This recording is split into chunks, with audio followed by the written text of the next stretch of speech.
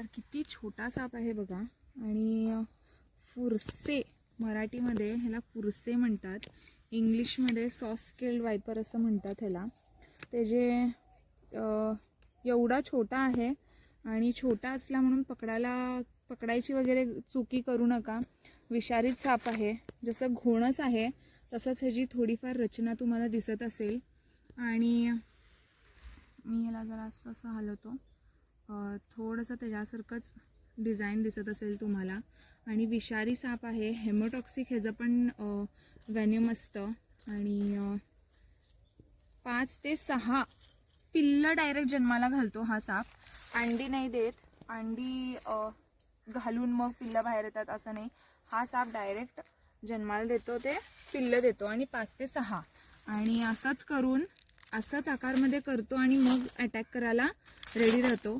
आणि हा साप आम्हाला म्हणजे जिथं कोकण भाग आहे त्या साईडला हा खूप मिळतो.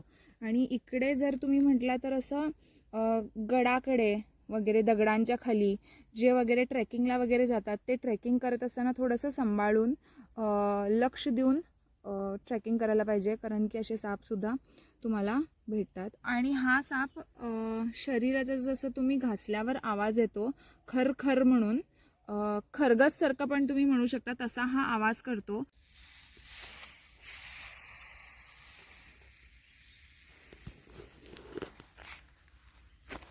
आणि मग अटॅक करतो. आणि हाच अशा शेपमध्ये अटॅक करायला बघतो. आणि पूर्ण जेव्हा हा समोर समोर जातो तेव्हा एकदम असं तिरक्या चालीनं जातो. एकदम म्हणजे काय, असं एकदम पूर्ण तिरक्या चालीनं जातो हा. त्याच्यासाठी पकडायला पण थोडंसं मुश्किल होतं. आणि पूर्ण हे जे डिझाईन बघू शकता तुम्ही, हा खूप कमी पाहायला मिळतो. आणि जे प्रमुख मेन 4 साप आहेत जे भारतामध्ये आम्हाला भेटतात, नाग आणि मण्यार, घोणस आणि हा एक आहे फुरसे. ह्या 4 सापामध्ये आम्हाला असं जास्त रेस्क्यू कॉल्स फुरसेचे कमी येतात थोडे. आणि त्याच्यामुळे मी तुम्हाला साप दाखवायला लागलोय व्हिडिओ थ्रू. ह्या म्हणजे ह्यांचं विषामुळेच अँटीव्हेनम हा इंजेक्शन बनतो. अँटीव्हेनम म्हणजे काय, ह्याच्यामधले आम्हाला कुठले पण 4 सापमधले साप चावला तर जो इंजेक्शन आम्हाला देतात दवाखान्याला गेल्यावर, ते इंजेक्शनमध्ये हेच सापांचं विष यूज करूनच अँटीव्हेनम बनलं जातं. आणि हे खूप इम्पॉर्टंट आहे. नोट डाऊन जरी करून घेतलं तरी चालेल.